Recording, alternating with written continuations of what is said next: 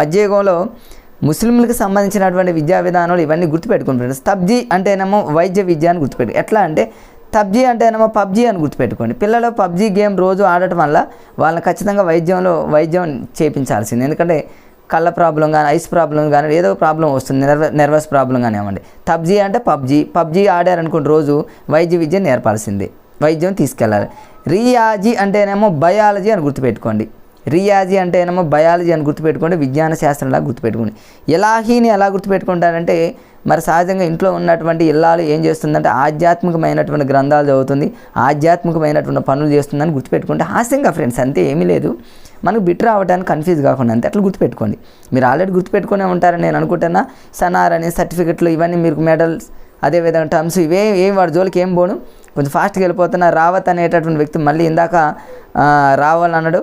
తర్వాత యూరోపియన్ల విద్యాసేవ 1498లో వాస్కో